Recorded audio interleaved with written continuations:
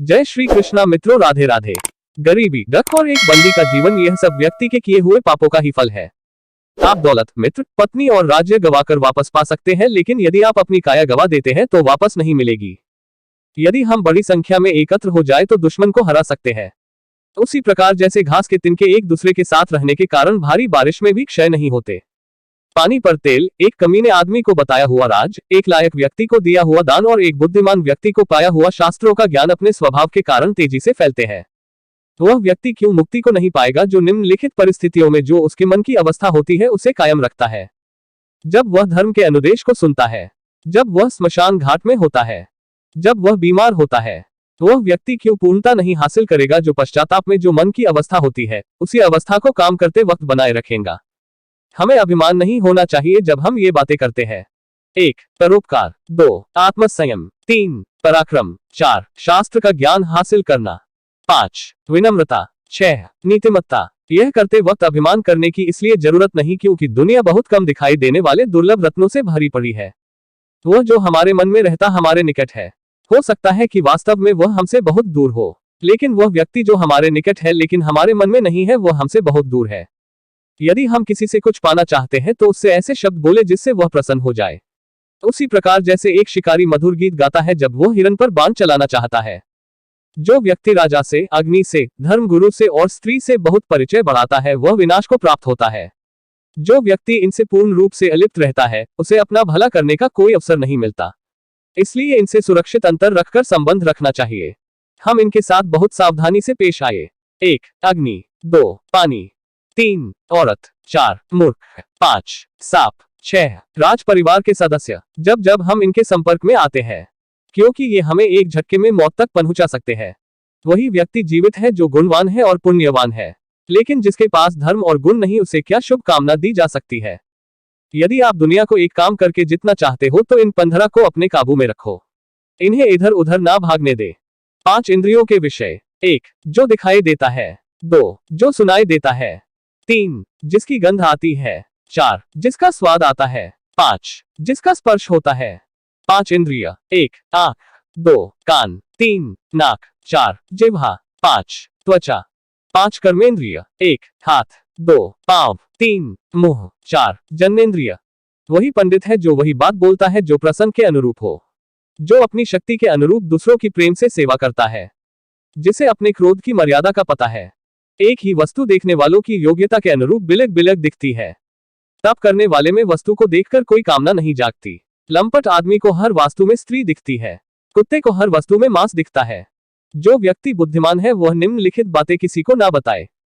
वह औषधि उसने कैसे बनाई जो अच्छा काम कर रही है, वह परोपकार जो उसने किया, उसके घर के झगड़े, उसके पत्नी के साथ होने वाली व्यक्तिगत बातें, उसने जो ठीक से न पका हुआ खाना खाया, जो गालियां उसने सुनी। कोकिल तब तक मौन रहते हैं जब तक वो मीठा गाने की काबिलियत हासिल नहीं कर लेते और सबको आनंद नहीं पहुंचा सकते। हम निम्नलिखित बातें प्राप्त करें और उसे कायम रखें। हमें पुण्य कर्म के जो आशीर्वाद मिले, धन, अनाज, वो शब्द जो हमने हमारे आध्यात्मिक गुरु से सुने, कम पाई जाने वाली दवाइयां, हम ऐसा नहीं करते हैं तो जीना मुश्किल हो जाएगा। कुसन का त्याग करे और संत जानों से मेलजोल बाए।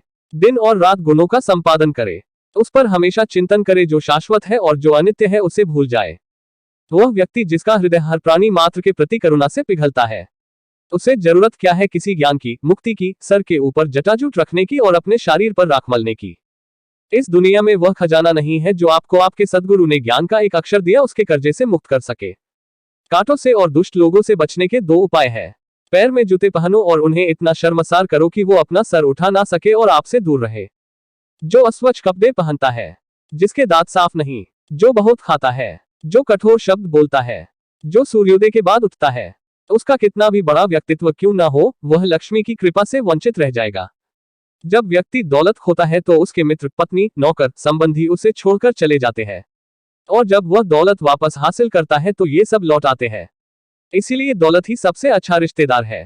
पाप से कमाया हुआ पैसा 10 साल रह सकता है, 11वें साल में वह लुप्त हो जाता है उसकी मुद्दल के साथ।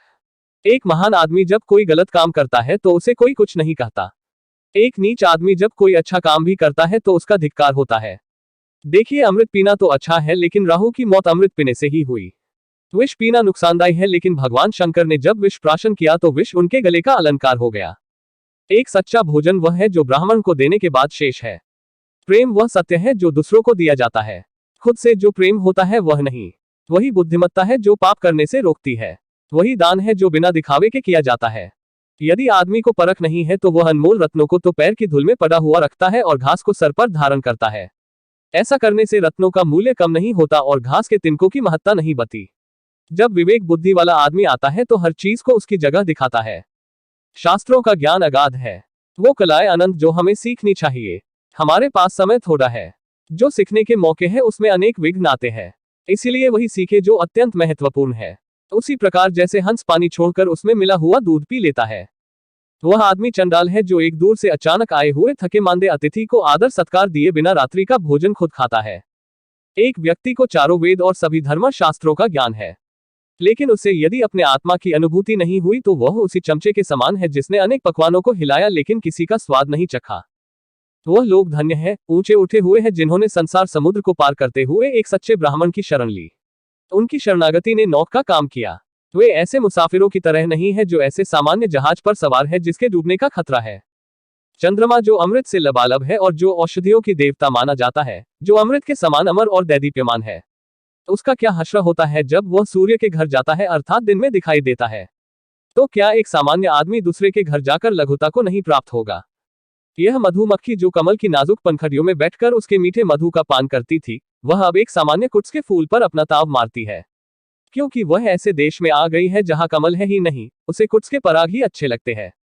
हे भगवान विष्णु, मेरे स्वामी, मैं ब्राह्मणों के घर में इसलिए नहीं रहती क्योंकि अगस्त्य ऋषि ने गुस्से में समुद्र को, जो मेरे पिता है, पी लिया। भृगु मुनि ने आपकी छाती पर लात मारी। ब्राह्मणों को पने में बहुत आनंद आता है और वे मेरी जो स्पर्धक है उस सरस्वती की हरदम कृपा चाहते हैं, और वे रोज कमल के फूल को, जो मेरा निवास है, जलाशय से निकलते हैं और भगवान शिव की पूजा करते हैं। दुनिया में बांधने के ऐसे अनेक तरीके हैं जिससे व्यक्ति को प्रभाव में लाया जा सकता है और नियंत्रित किया जा सकता है। सबसे मजबूत बंधन प्रेम का है। इसका उदाहरण वह मधुमक्खी है जो लकड़ी को छेड़ सकती है लेकिन फूल की पंखुड़ियों को छेदना पसंद नहीं करती, चाहे उसकी जान चली जाए। चंदन कट जाने पर भी अपनी महक नहीं छोड़ते। हाथी बूढ़ा होने पर भी अपनी लीला नहीं छोड़ता।